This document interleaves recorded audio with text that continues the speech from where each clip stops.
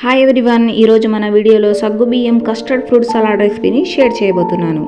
రంజాన్ వచ్చేసింది కదండి. ఫాస్టింగ్ టైంలో ఇఫ్తార్లో ఈ ఫ్రూట్ సలాడ్ని తీసుకుంటే ఇన్స్టాంట్ ఎనర్జీని ఇస్తుంది. అలాగే చేసుకోవడం కూడా చాలా ఈజీగా చేసుకోవచ్చు.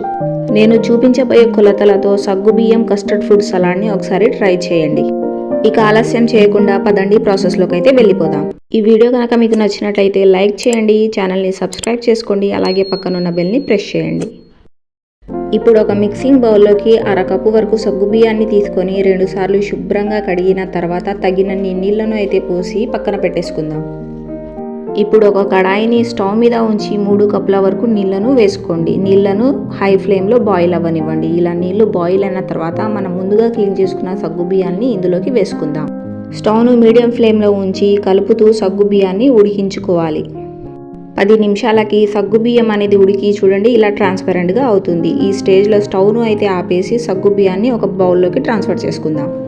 ఇప్పుడు ఒక కడాయిని స్టవ్ మీద ఉంచి 1 లీటర్ వరకు చిక్కటి పాలను యాడ్ చేయండి.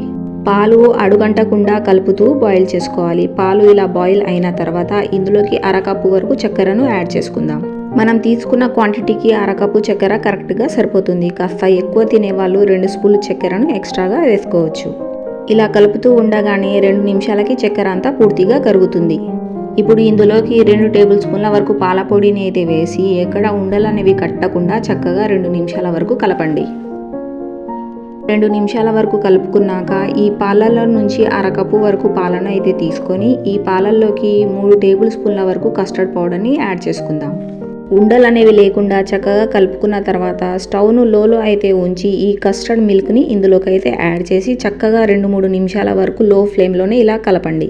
3 నిమిషాలకి కన్సిస్టెన్సీ ఇలా ఉంటుంది. ఈ స్టేజ్లో స్టవ్ను అయితే ఆపేసి ఈ కస్టర్డ్ మిల్క్ని ఒక బౌల్లోకి ట్రాన్స్ఫర్ చేసుకుందాం. ఇది పూర్తిగా చల్లారిన తర్వాత ఇంకాస్త దగ్గర పడుతుంది. ఇలా బౌల్లోకి ట్రాన్స్ఫర్ చేసుకున్న తర్వాత అరగంట వరకు కలుపుతూ చల్లారనివ్వండి. అరగంట తర్వాత పూర్తిగా చల్లారింది. కన్సిస్టెన్సీ కూడా కాస్త చిక్కపడింది. ఈ స్టేజ్లో మనం ముందుగా బాయిల్ చేసుకున్న సగ్గుబియ్యాన్ని ఇందులోకి యాడ్ చేసుకుందాం. ఇలా సగ్గుబియ్యాన్ని వేసుకున్నాక సగ్గుబియ్యం అంతా బాగా కలిసిపోయేలాగా 2 నిమిషాల వరకు చక్కగా కలపండి. ఇలా అంతా చక్కగా కలుపుకున్న తర్వాత ఇందులోకి 1 స్పూన్ వరకు వెనిలా ఎసెన్స్ని యాడ్ చేసి అంతా బాగా మిక్స్ అయ్యేలాగా కలపండి. ఇలా కలుపుకున్న తర్వాత ఇందులోకి మీకు నచ్చిన ఫ్రూట్స్లను యాడ్ చేసుకోవచ్చు. నేనైతే సన్నగా కట్ చేసుకున్న గ్రేప్స్, అలాగే దానిమ్మ గింజలు, సన్నగా కట్ చేసుకున్న యాపిల్ ముక్కలు, పిల్లలు ఇష్టంగా తినే టూటీ ఫ్రూటీ, అలాగే సన్నగా కట్ చేసుకున్న కొన్ని డ్రై ఫ్రూట్స్ని వేసి అంతా ఒకసారి చక్కగా కలుపుకోవాలి. ఇలా కలుపుకున్నాక అప్పటికప్పుడు తినే కంటే ఫ్రిడ్జ్లో 2 గంటలు ఉంచి దాని తర్వాత తింటే దీని టేస్ట్ సూపర్గా ఉంటుంది. అలాగే కడుపుకి కూడా చల్లగా ఉంటుంది. ఇన్స్టాంట్ ఎనర్జీ కూడా ఇస్తుంది. ఇంతేనండి, చాలా ఈజీగా ఇంట్లోనే సగ్గుబియ్యం కస్టర్డ్ ఫ్రూట్ సలాడ్ని ఇలా ప్రిపేర్ చేసుకోవచ్చు.